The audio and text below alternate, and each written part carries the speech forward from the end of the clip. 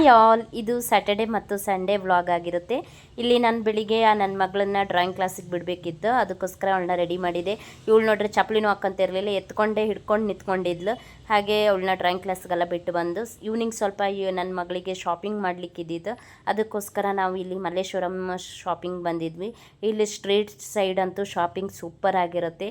ನನಗಂತೂ ಇಲ್ಲಿ ಬರೋದಂದ್ರೆ ತುಂಬ ಖುಷಿಯಾಗುತ್ತೆ. ಇಲ್ಲಿ ಮಣ್ಣಿನ ದೀಪ ಎಲ್ಲ ಇತ್ತು, ತುಂಬ ಚೆನ್ನಾಗಿತ್ತು.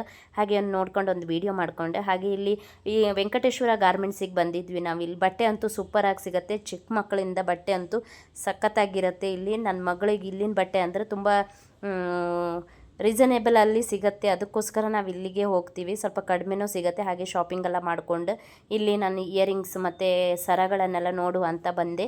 ಇಲ್ಲಿ ಇಯರಿಂಗ್ಸ್ ಮಾತ್ರ ಸಖತ್ತಾಗಿದ್ದಿತ್ತು, ಸೂಪರ್ ಇದ್ದಿತ್ತು, ಅದಕ್ಕೋಸ್ಕರ ನಂಗೆ ತುಂಬ ಇಷ್ಟ ಆಯಿತು.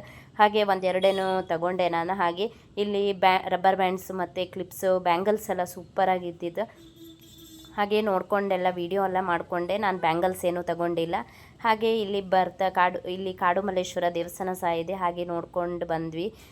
ಇಲ್ಲಿ ಮನೆಗೆ ಬಂದು ಸ್ವಲ್ಪ ಟೊಮೆಟೊ ಗೊಜ್ಜೆಲ್ಲ ಮಾಡಿಕೊಂಡು ಊಟ ಮಾಡಿಕೊಂಡು ನೈಟ್ ಮಲ್ಕೊಂಡ್ವಿ. ಈವ್ನಿಂಗ್ ಆಗಿದ್ದಿತ್ತು. ಹಾಗೆ ಇದು ಮಾರ್ನಿಂಗ್ ವಿಡಿಯೋ ಆಗಿರುತ್ತೆ. ನನ್ನ ಮಗಳು ಕುರ್ಕುರಿ ಕಾಕ್ರೋಚ್ ತಿಂತಿದ್ದೀನಿ ಅಂತ ಹೇಳ್ತಾ ಇದ್ಲು. ಹಾಗೆ ಅದನ್ನೇ ನಾವು ಡಿಸ್ಕಸ್ ಮಾಡ್ತಾ ಇದ್ವಿ. ಈವ್ನಿಂಗ್ ಇವಳು ಸ್ವಲ್ಪ ಕೇಕು, ಐಸ್ ಕ್ರೀಮ್ ಎಲ್ಲ ಬೇಕಂತ ಹೇಳ್ತಾ ಇದ್ಲು. ಸಂಡೇ ಆದರೆ ಇವಳು ಸ್ವಲ್ಪ ಕ್ರೇವಿಂಗ್ ಆಗುತ್ತೆ ಪೇಸ್ಟ್ರೀಸ್ ಮೇಲೆ, ಅದಕ್ಕೋಸ್ಕರ ಅದನ್ನು ತಗೊಂಡು ಬರೋಣ ಅಂತ ಹೋಗಿದ್ವಿ.